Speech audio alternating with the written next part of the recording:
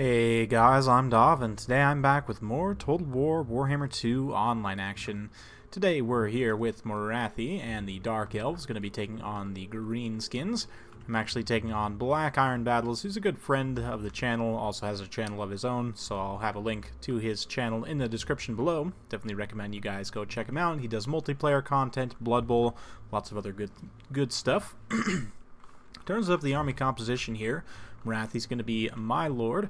She's got Melkos, Mystifying Miasma, Power of Darkness, and Soul Stealer, as well as both items and Soul Blight. We've also got a War Hydra here. For the front line, a mix of Bleak Swords and Dread Spears with 2 Black Art Corsairs. We've also got 1 unit of Black Art of Nagarond and a Witch Elf, supported by 2 units of Black Art Corsair Handbows. I actually like these guys quite a bit in this matchup. They're great against low armor units. Even against armored units, they have relatively decent AP values. They also have decent combat stats, 80 armor. They can fire while moving and fire in 360. Very, very useful unit overall in this particular matchup. We've also got a couple of units of Harpies just for some extra mobility, and that's about it. For my opponent's army here, his lord is going to be this nice Knight Gabo war boss here. He's got the Tormentor Sword and Wog. He's foregoing the Missile Block Chance ability, but still going to be very, very solid. The Tormentor Sword in particular is a very powerful item. He's also got some nasty skulkers here. Looks like 2 nasty skulkers out of the flanks, 3 Savage Orcs through the center. We've also got 2 units of Biggins, 2 units of Regiment of Renowned Gabos, both the 8-Peak Loonies and the Warlords Boys, 2 units of Black Orcs, an Orc Shaman, with Here We Go, Foot of Gork, and Fists of Gork. He's also got the Rusty Heirs, Morgub's Mangy Marauders, and I believe, yep, Death's Creepers as well. Also got a Gobbo Big Boss to help back up the War Boss, and that's about it. So let's go ahead and kick the battle into full gear. We'll watch as things unfold. So first things first, going to be getting a little bit of scouting and skirmishing going on. I wasn't sure. A lot of greenskin units have stock. For example, even the Death's Creepers, most of the Night Goblin units have stock, so I'm trying to do some scouting, see what I can discover with the Harpies. In the main line, we're just going to go straight in for the Alpha Strike with the Hydra here, getting a breath straight into the faces of those Savage Orcs, which I have to say, with the blue paint scheme, looks really, really cool. But yeah, the terror from the Hydra and the shock damage there is definitely going to take down the Savage Orcs. Morathi's also going to be charging down in here, applying her stacking debuffs. So you can see the combat stats of these Savage Orcs are just in the absolute pits. Witch Elves charge through and just clean up shop, and at this point we're going to be pushing through to the second line. In the meanwhile, Black Art Corsairs over on this side, not taking the best of that engagement.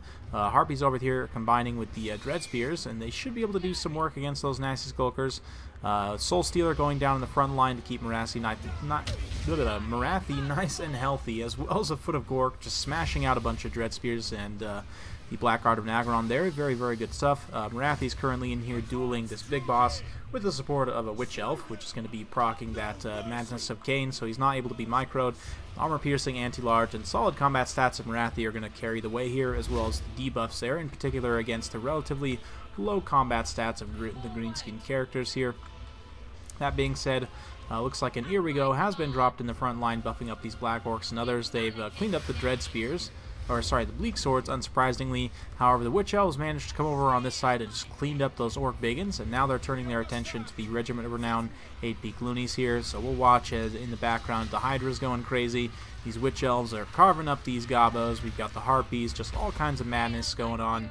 And yeah, Morathi's going to get up in the air and then dive back down onto the Gabo War Boss here. And while at first it was going very, very well, the Gabo War Boss is going to pop the Tormentor Sword and then follow it up with the Smoke Bomb from the nasty Skulkers here. And using, in combination with Wog on himself, the Skulkers, the Black Orcs, and the War Boss himself, who does do poison and AP, is going to be able to see off Morathi. She actually shatters with only 82 hit points left. She doesn't die, but she does indeed shatter, so all of a sudden you can see we're very far behind on the balance of power. The loss of leadership that early on is pretty devastating, especially with something like this War Hydra here. My opponent doesn't have too many mobile units in the area, though. A lot of these mobile units in the back line just being chased off and tied down by these Dread Spears. Super cost effective for me. We did manage to break through kind of into the second line here with the Witch Elves and these Corsairs. They're finishing off the Rusty Airs as we speak, and going to be pushing through to help clean up some units in the back line. This main line engagement, though, the Blackguard of Nagron, they're trying to hold out. They have allowed that Hydra to rally and get a beautiful breath attack, just shredding that unit of Nasty Skulkers, what was left of them. We do have some handbows, online as well. Both units of Corsair handbows actually online. And right here, where this War Boss is pursuing, the War Boss only has 50 armor, the Night Gobble War Boss, so he'll definitely take some damage from these handbows. You can see him pulling away there and allowing the big boss instead to take the heat of this engagement. Likewise, the Orc Shaman, who I'm not sure, does this guy do AP? No, he doesn't. He also only has 30 armor, so these Orc and Greenskin, I guess Orc and Goblin characters, are all so squishy that the handbows will be able to do some damage there. You can see the Hydra has rallied and got up in this main line, but at this point he's going to get locked down by the Tormentor Sword, and again, using that Wog in tandem with all these units in his pocket. Even the fleeing Blackguard there were pinned down by that.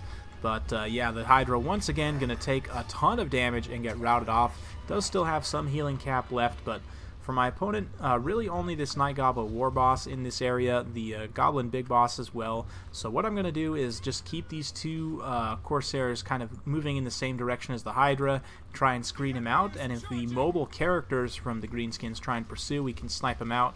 So let's watch as this Goblin Big Boss exposes himself a little bit too much here and is probably going to take a face full of handbow fire and then immediately decides that this is a terrible idea, but the damage is done.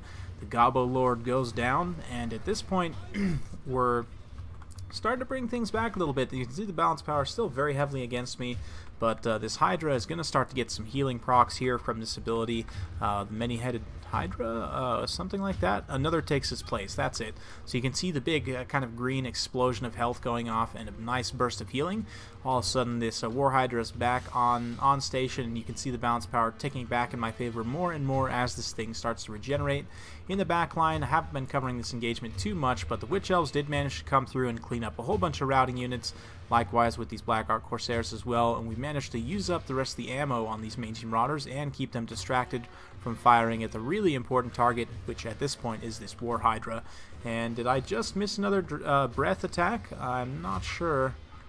Maybe missed it. Yeah, it does look like there's some roasted guys there in a path, so I might have missed a breath attack, unfortunately, there. We did roast some Black Orcs, but at this point, 92 kills, almost an XP chevron on that War Hydra. These Black Orc Corsairs, neither of them have racked up an XP chevron, but they have been very, very clutch. You can see them using up some of the last of their ammo, firing at this Orc Shaman here, definitely putting a lot of damage into his face as the Hydra charges down in here. Another Irigo going to be cast by the Orc Shaman, buffing up the combat stats of these Black Orcs. Unfortunately, the big uns immediately get terrified away, but the Black Orcs with their supreme combat stats are definitely not going to want to take this fight head up, or I'm not going to want to take this fight head up, rather. So I'm going to try and pull the War Hydra away and come in for another charge just to reproc the charge bonus. At this point, a lot of the units in the back line have been shattered. The Mangy Marauders are currently cleaning up the Corsairs and those Witch Elves, but with the Orc Shaman getting terrified by the Hydra, you can see him turning tail and running. It's the only leadership unit remaining for the Greenskins, so the War Hydra is going to take the day here. Very, very beautiful model, and let's not forget the contribution of these handbows as well. Having used up all their ammo now, they're going to come in here. Obviously, the AP and the combat stats of the Black Orcs mean they're definitely going to take it to task here, but considering that there's very few in unit models and there's so many of these handbows just completely surrounding them, I'm just banking on winning a leadership victory at this point. You can see more healing going down on the Hydra. The Orc Shaman is currently being chased off, so we'll soak up some of this cinematic action as these Black Orcs beat the crap out of a bunch of these handbows, but the handbows definitely giving it back to him, you know, kind of shanking him in the back, getting their cool curved swords out. Did that guy just point blank with the crossbow? Oh man, check out that fancy little somersault with the point blank crossbow. Fancy stuff. Anyway, very well played to Black Iron battles. Hope you guys enjoyed watching that battle. It was definitely a very close battle, and it's a battle I thought I had thrown away when Morathi routed off like that. It's, you know, it's always tricky. Gooning out that Gabo war boss is always tempting because he's a relatively squishy character, and he's not super hard to goon, but he does have that Tormentor sword, and with proper support around, he can get some work done. So it's a little bit of a trap situation. Very, very good kind of trap and ambush style lord, which is of course appropriate for the Gabos. But yeah, at the end of the day, those witch elves, man, 288 kills. The Corsairs both also ended up finishing off with a chevron there. Very good stuff. 2 chevrons for the War Hydra and 98 kills. The Harpies did okay in certain circumstances. They definitely helped shut down some of the mobile play there.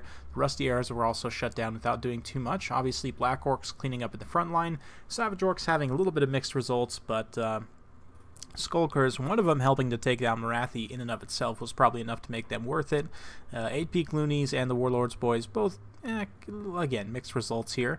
But being able to take down Morathi was definitely very strong for Black Iron. He just wasn't able to follow up and keep that Hydra routed off. If he had, say, taken this big boss, you know, ungroup it and then send it just to chase this War Hydra off the map, then he probably would have won that game because he had it routed off several times. He just allowed it to regain its leadership. I mean, obviously he was trying very hard to go after these handbows, and I was also trying very hard to use the handbows to screen out the Hydra so that he couldn't just pursue it off the battlefield in that late game situation. But, you know, it's definitely a bit of give and take. Still, at the end of the day, very close battle, very fun to watch. Hope you guys enjoyed watching. If you like this kind of content, feel free to like, subscribe, all that jazz. Thank you once again for your support, and we'll see you next time.